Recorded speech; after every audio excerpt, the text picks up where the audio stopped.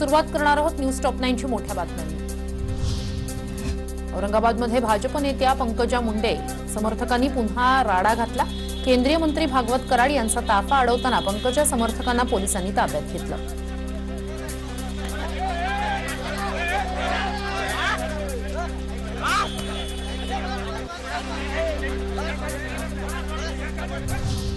भाजप नेत्या पंकजा मुंडे समर्थकांनी प्रवीण दरेकर यांचा बीडमध्ये ताफा अडवला होता।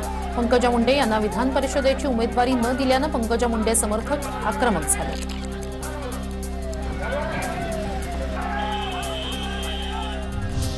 भाजप नेत्या पंकजा मुंडे यांना एकाकी पाडण्याचा देवेंद्र फडणवीस यांचा डाव असल्याचा आरोप शिवसेना खासदार संजय राऊत यांनी केला। तसंच मुंडे कुटुंबियांशी आमचं जवळचं नातं आहे, त्यांच्या मुलीचीही आम्हाला चिंता आहे असं राऊत यांनी म्हटलंय। आम्हाला चिंता आहेच ना, कारण त्या गोपीनाथराव मुंडेंच्या कन्या आहेत आणि गोपीनाथराव मुंडे आणि शिवसेनेचे संबंध फार कौटुंबिक आणि जिव्हाळ्याचे होते। त्याच्यामुळे त्यांच्या कुटुंबात जर काही वेगळं घडत असेल तर नक्कीच जुने सहकारी म्हणून किंवा कौटुंबिक नात्याने आम्हाला त्यांची चिंता वाटणारच। पंकजा मुंडेंची काळजी घ्यायला भाजप समर्थ आहे। संजय राऊतांनी त्याचा विचार करू नये अशी टीका भाजप प्रदेशाध्यक्ष चंद्रकांत पाटील यांनी केली आहे। तसंच पंकजा मुंडे पंतप्रधान नरेंद्र मोदी अमित शहा यांच्या मुलीप्रमाणे असल्याचंही पाटील म्हणाले। पंकजाताईंची काळजी करायला भारतीय जनता पार्टी समर्थ आहे। पंकजाताई भारतीय जनता पार्टीच्या मोदीजींपासून अमितभाईंपासून देवेंद्रजींपासून सगळ्यांच्या घरातली मुलगी आहे। तिची काळजी करण्याची वेळ ही आलेली नाही, आम्ही समर्थ आहोत। विधान परिषदेच्या निवडणुकीत आपापलं बघा असा संदेश शिवसेनेच्या वतीनं काँग्रेस आणि राष्ट्रवादीला देण्यात आल्याची माहिती TV9 मराठीला विश्वसनीय सूत्रांकडून मिळाली। राज्यसभा निवडणुकीतील निकालानंतर शिवसेनेकडून हा सूचक संदेश देण्यात आलाय। शिवसेनेच्या भूमिकेनंतर काँग्रेसची डोकेदुखी वाढली आहे। 20 जूनला होणाऱ्या विधान परिषदेच्या निवडणुकीत काँग्रेसच्या दुसऱ्या उमेदवाराला जिंकण्यासाठी अतिरिक्त 10 मतांची गरज लागणार आहे। शिवसेनेच्या सूचक संदेशावर काँग्रेस प्रदेशाध्यक्ष नाना पटोले यांनी प्रतिक्रिया दिली आहे। या संदर्भात वेळेवर चर्चा होईल असं नाना पटोले यांनी म्हटलंय। परिषदेची निवडणूक 20 तारखेला आहे, पण शिवसेनेकडून आता एक संदेश येत आहे की काँग्रेस आणि राष्ट्रवादीने आपलं आपलं बघा, याकडे आपण कसं पाहतो ते बघून अजून वेळेवर चर्चा होईल त्याची। महाविकास आघाडीत अंतर्गत कोणताही वाद नाही असं जलसंपदा मंत्री जयंत पाटील यांनी म्हटलंय। राज्यसभेच्या निकालानंतर उद्धव ठाकरे यांची नाराजी साहजिकच असल्याचंही जयंत पाटील म्हणाले।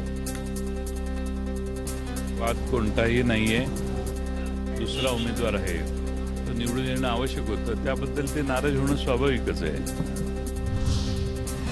उद्धव ठाकरे यांनी मुख्यमंत्री पदाचा राजीनामा द्यावा अशी मागणी केंद्रीय मंत्री नारायण राणे यांनी केली आहे। तुम्ही अल्पमतात आलेले आहात, नैतिकतेचं भान असेल तर राजीनामा द्या आणि बाजूला व्हा असंही राणे यांनी म्हटलंय।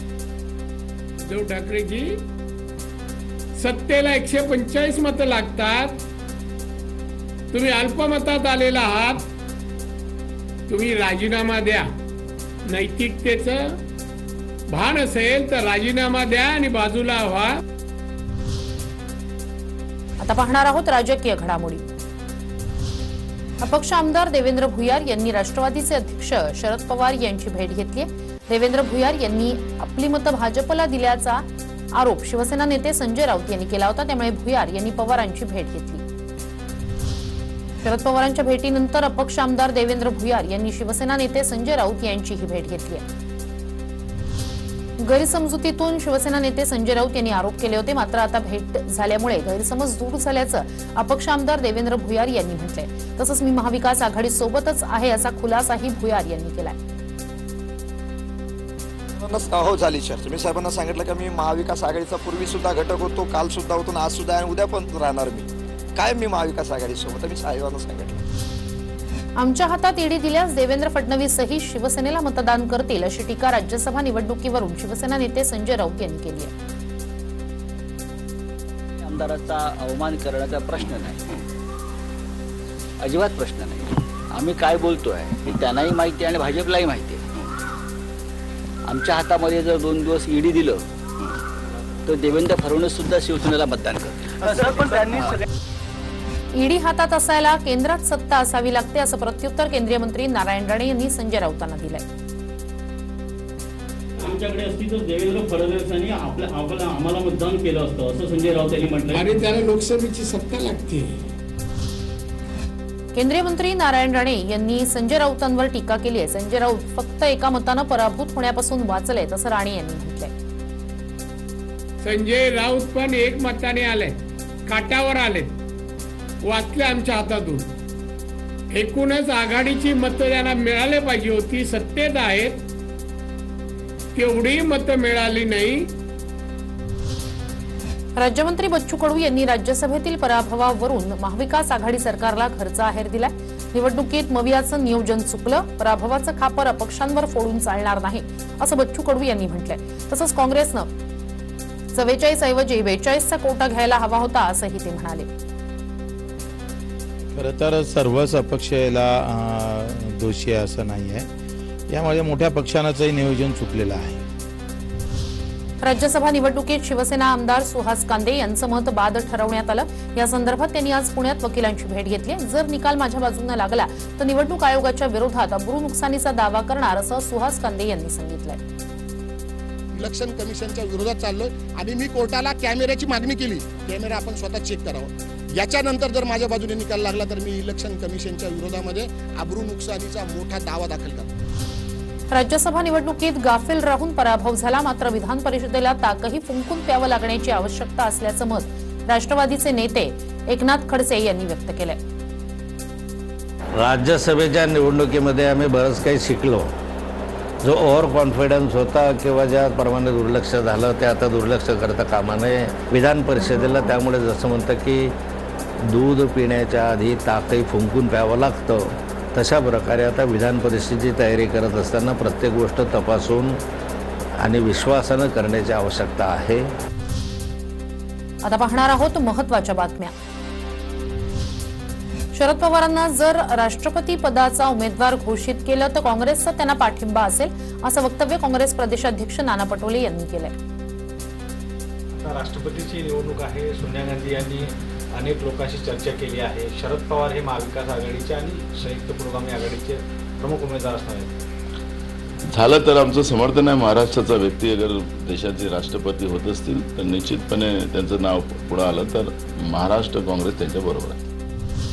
ममता बॅनर्जी यांनी बोलावलेल्या बैठकीला मुख्यमंत्री उद्धव ठाकरे उपस्थित राहू शकणार नाहीयेत. आम्हाला ममता बॅनर्जी यांचं पत्र मिळालंय, मात्र आम्ही तेव्हा अयोध्येत असणार आहोत, त्यामुळे या बैठकीला उपस्थित राहू शकणार नाही. या बैठकीला आमचा एक ज्येष्ठ नेता पाठवू असं शिवसेना नेते संजय राऊत यांनी म्हटलंय. ममता बॅनर्जी यांनी एक नक्कीच बैठक बोलवली आहे. 15 तारखेला बैठक आहे. तर आम्ही सगळेच त्या दिवशी अयोध्येत आहोत. पण उद्धवजींनी सांगितलेलं आहे की शिवसेनेकडून कुणीतरी एक प्रमुख व्यक्ती 15 जूनच्या बैठकीला दिल्लीमध्ये हजर राहील. शरद पवार राष्ट्रपती झाले तर आनंदाची गोष्ट आहे, महाराष्ट्रासाठी गर्वाची बाब राहील असं अन्न आणि नागरी पुरवठा मंत्री छगन भुजबळ यांनी म्हटलंय.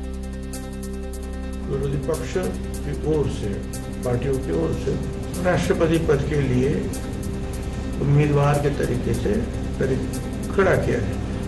अगर पवार साहब ऐसे ऊंचे पद पर जाते हैं तो बिल्कुल हमारे लिए तो बड़े आनंद की बात है. सारे महाराष्ट्र के लिए बड़े गर्व की बात है. महाविकास आघाडीला 172 आमदारांचा पाठिंबा असताना संजय पवारांचा पराभव कसा झाला याची तपासणी झाली पाहिजे असं काँग्रेस प्रदेशाध्यक्ष नाना पटोले यांनी म्हटलंय. बोललो की 172 आमदारांचा पाठिंबा महाविकास आघाडीला होता. त्याच्यात 169 मतांची गरज होती आणि जे 2 मतांनी आमचे संजय पवार हारलेत, निश्चितपणे त्याच्यातलं तपासलं पाहिजे. कुठं आम्ही चुकलो, कुठं काय झालं, त्या सगळ्या गोष्टी आता ह्या तपासाच्या आहेत. भाजपचे राज्यसभा खासदार धनंजय महाडिक यांचं कोल्हापुरात जंगी स्वागत करण्यात आलं. स्वागताला मनसे अध्यक्ष राज ठाकरेंचा 14 जूनला वाढदिवस आहे. या वाढदिवशी कुणीही भेटायला येऊ नये असं आवाहन त्यांनी केलंय. कोरोनाचा संसर्ग झाल्यामुळे शस्त्रक्रिया पुढे ढकलण्यात आली होती. तसंच पुन्हा भेटीगाठीतून कोरोनाचा संसर्ग झाल्यास शस्त्रक्रिया पुढे जाईल. त्यामुळे मनसैनिकांनी 14 तारखेला भेटायला येऊ नये असं आवाहन त्यांनी केलंय. काँग्रेसच्या हंगामी अध्यक्षा सोनिया गांधी यांची प्रकृती खालावली आहे, त्यामुळे उपचारासाठी त्यांना दिल्लीतील गंगाराम रुग्णालयात दाखल करण्यात आलंय. काँग्रेस प्रवक्ते रणदीप सुरजेवाला यांनी ट्विट करत याबाबतची माहिती दिली. कोरोनामुळे आजार बळावल्यानं त्यांना रुग्णालयात दाखल करण्यात आलंय. सोनिया गांधी यांना काही दिवसांपूर्वीच कोरोनाची लागण झाली होती. जुलै महिन्यात होणाऱ्या राष्ट्रपती पदाच्या निवडणुकीसाठी भाजपनंही जोरदार तयारी सुरू केली. राष्ट्रपती पदाचा उमेदवार निवडण्यासाठी भाजप एनडीए मधील मित्रपक्षांसोबत चर्चा करणार आहे. तसंच युपीएच्या मित्रपक्षांसोबत आणि अपक्षांसोबतही भाजप चर्चा करणार. या चर्चेची जबाबदारी भाजपनं पक्षाचे राष्ट्रीय अध्यक्ष जे.पी. नड्डा आणि संरक्षण मंत्री राजनाथ सिंह यांच्यावर सोपवली आहे. प्रयागराज हिंसाचारातील आरोपीच्या घरावर बुलडोझर चालवण्यात आलाय. जावेदच्या अनधिकृत घरावर कारवाई झालेली आणि यावेळी पोलिसांचा तगडा बंदोबस्त ठेवण्यात आला होता. आता पाहणार आहोत मेट्रो शहरातल्या बातम्या. राज्यातल्या अनेक भागात पावसाचं जोरदार आगमन झालंय. राज्यात पुढील काही दिवस मुसळधार पावसाचा इशारा हवामान विभागानं दिलाय.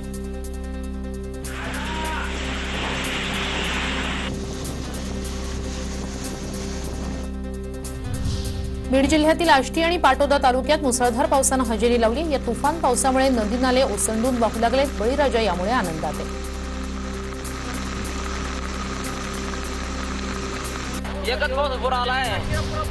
अहमदनगरमध्ये पावसानं वादळी वाऱ्यासह जोरदार हजेरी लावली. तर विजेच्या कडकडाटासह 2 तास मुसळधार पाऊस पडलाय.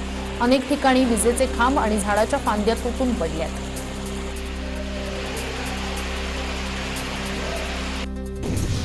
नंदुरबार जिल्ह्यात मुसळधार पाऊस झालाय. पावसामुळे अक्कलकुवा इथल्या नदीला पूर आलाय. त्यामुळे पिण्याच्या पाण्याची चिंता मिटणार असल्यानं नागरिकांनी समाधान व्यक्त केलंय. गाडी निकालेंगे ना आपण यहाँ से. जळगावात मुसळधार पावसानं हवेत गारवा निर्माण झालाय. त्यामुळे उकाड्यानं हैराण जळगावकरांना दिलासा मिळालाय.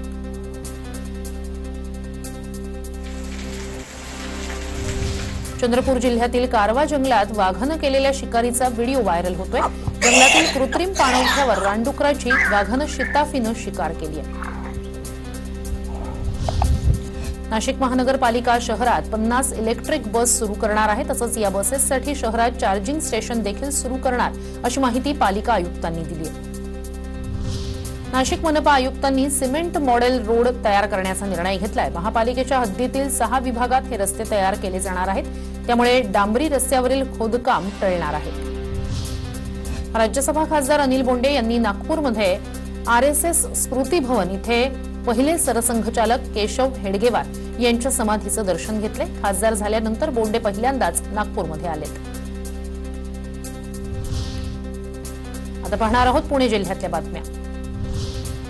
विष्णोई गँगमध्ये पुण्यातील जवळपास 11 जण सक्रिय असल्याचा खुलासा मुंबई गुन्हे शाखेच्या चौकशीत सौरभ महाकालनं केलाय. तसंच जुन्नरमधले 3 जण सक्रिय असल्याचंही त्यानं सांगितलं. या गँगमध्ये 20 ते 25 वयोगटातील तरुण असल्याची माहिती आहे.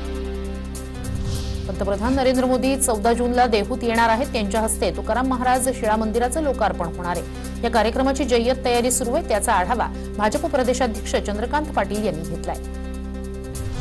पंतप्रधान नरेंद्र मोदी यांच्या पुणे दौऱ्याला भाजप युवा मोर्चाच्या उपाध्यक्षानं विरोध दर्शवलाय. देहू रोड परिसरातील रेड झोन क्षेत्र कमी करावं, त्यामुळे नागरिकांना बांधकाम परवाना मिळेल अशी मागणी सचिन काळभोर यांनी केली. तर त्यांना पिंपरी चिंचवड पोलिसांनी कलम 149 अंतर्गत नोटीस बजावली. आंबेगाव तालुक्यातील मनसर इथे पावसानं जोरदार हजेरी लावली होती. अचानक आलेल्या पावसामुळे आठवडी बाजारासाठी आलेल्या नागरिकांची चांगलीच तारांबळ उडाली. पुणे जिल्ह्याच्या शिरूर तालुक्यातील कान्हूर मेसाई परिसरात पहिल्याच पावसानं दमदार बॅटिंग केली. पहिल्याच पावसानं विहिरींच्या पाणी पातळीत वाढ झाली. विहिरी तुडुंब भरल्यात.